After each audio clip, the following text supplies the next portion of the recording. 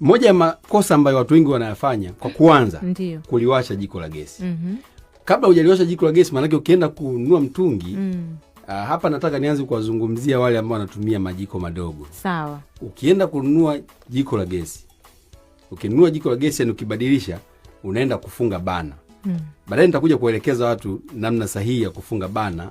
Watu wanapata changamoto sana, zinakuwa zinaharibika. Lakini unapoanza kupika, lazima mtu aelewe kwamba cha kwanza unatakiwa uwashe kwanza gesi, alafu ndo uwashe moto, au uwashe moto alafu uwashe gesi.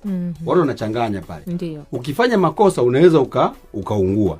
Kwa hiyo njia sahihi, kwanza unatakiwa uwashe gesi. Yaani ufungulie, uwashe moto kwanza. Unatakiwa uwashe moto. Uwashe moto alafu uwashe gesi. Ili gesi inapotoka ikutane na moto.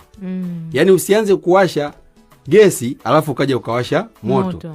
Ukiwasha gesi inaweza ikatokea changamoto, kiberiti kimeingia maji. Umewasha gesi alafu umewasha kiberiti hakiwaki. Ina maana ile gesi inavuja. Gesi ikivuja katika eneo kubwa, baadaye ukija ukiwasha gesi, ukiwasha moto, ndio unakuta mtu umesikia vup imelipuka.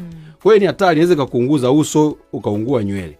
Kwa hiyo ni muhimu, nasisitiza kwenye hilo kwamba msikilizaji, unatakiwa kwanza uwashe moto, upeleke pale, alafu ufungulie gesi ili vikutane pamoja. Nafikiri hapo nimeeleweka vizuri.